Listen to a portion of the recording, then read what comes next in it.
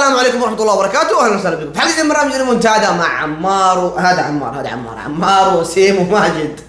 والنهائي الافريقي كلاكيت مرة ثانية، الاهلي المصري والوداد البيضاوي المغربي. طبعا كبداية أبغى أدخل هذه أول شيء حلقة كمان قبل المواجهة. ثاني شيء كابتننا الكريم الأستاذ ماجد ما يعرف أي شيء عن الكرة الأفريقية يعني إلا القليل، بس هو شاف حلقتنا ذيك قول ما عليك. شاف حلقتنا هذيك اللي هي عملناها مع الرابطة، قال انا هذا لازم اكون موجود. هذه جو قلب الرابطة، انا في قلب الرابطة. ماجد قال لك انا قاعد يكلمني في التلفون اتحمس يكون معانا، فبيكون معانا يوم الاحد ان شاء الله في قلب رابطة النادي الاهلي في جدة. لا صراحة جمهور الاهلي يحمس، لا ما يتحمس الاهلي المصري والله جمهور. طب انت ايش حاسس ايش اللي حيحصل يوم الاحد؟ ادينا انت اول واحد ابدا. تفجير هاي تشوف يا اخي زي اللي يصير في الملعب، كمان لو فكوا الحضور. تتوقع النتيجة كم؟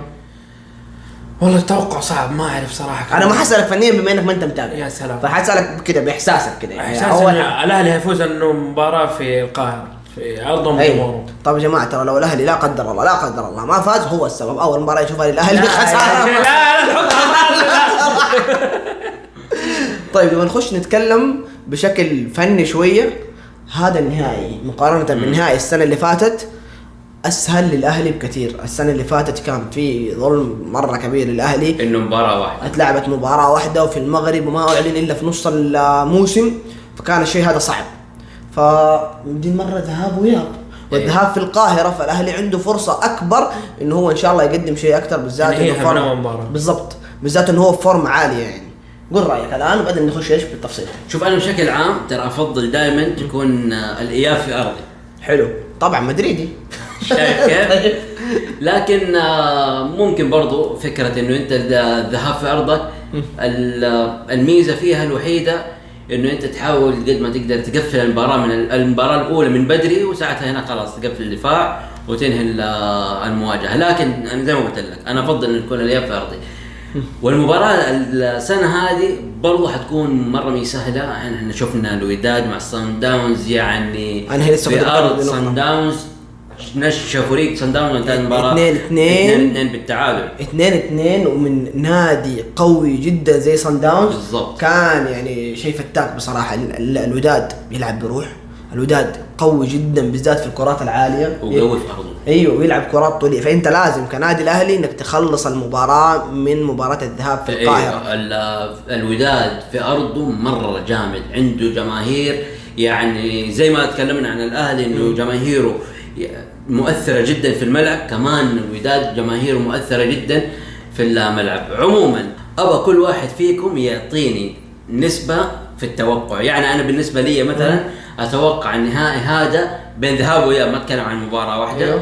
45% للوداد، 55% للأهلي. النسبة مرة متقاربة لأنه فعليا النهائي جدا صعب. إحساسي يقول الإفريقية ال11 هذه هي الآن يقول لك الساعة 11 بتوقيت الأهلي. أنا توقعاتي حتكون 4-2 نتيجة ذهاب وإياب للأهلي. طبعا دون النسب، يلا دون النسبة. أنا أتوقع 60-40، 60 للأهلي 60 للوداد. والله بس أتوقع برضه إنه الأهلي هنهيها من الذهاب. طب ادينا النتيجة في الذهاب. لا تقول صعب التوقع. 2-0 والله أنا 2-0 والله أنا 2-0 مع ماجد. أنا 2-0 الأهلي وكهرباء والشحات. طيب وأنا أقول لك كمان معاكم 2-0 برضو أجل بس كده خلاص في هاتريك هنا يا جماعة الخير. 2-0 أنا برضو عندي إحساس مو طبيعي إنه 2-0 أساسا. أنت ما قلت 4-2 أنا برمجتها 2-0. بس هو اللي جابها العام كان النهائي بين الوداد والأهلي المصري، وفاز الوداد في المغرب هناك، لأن المباراة كانت مباراة واحدة في أرض الوداد. أجل توقعات أنا صح. توقعات صعب إذا كذا صعب إنه يحققها مرتين ورا بعض. بيرجع صعب مرة. نادي واحد اللي يقدر يحققها مرتين. هي دا يطلع لنا من بعيد ويطلع لنا من بعيد. لا عشان مدريد على الأهلي. ريال مدريد ولا قال ريال مدريد، جيب ريال مدريد وأنت مو والله نفهمك. حققناها. أنا أقول لك ليش لعبنا مع أتلتيكو مدريد نهائيين ورا بعض وطلسناهم، لكن الأهلي حديد والأهلي حيقدر يفوز على الوداد. أنا توقعاتي يا جماعة الخير المباراة حتكون كبداية المباراة فيها تحفظ من الفريقين. الاهداف اتوقع حتكون في الشوط الثاني، و2-0 للاهلي.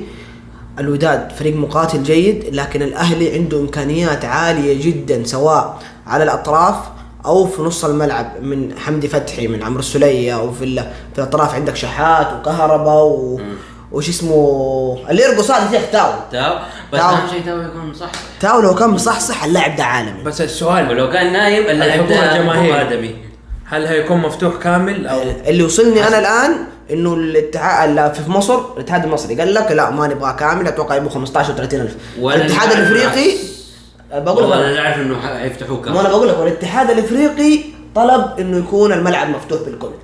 انا اتمنى يكون الملعب مفتوح. المعلومه اللي عندي انه الملعب حيكون بالكامل للاهلي. والله يا رب يا رب.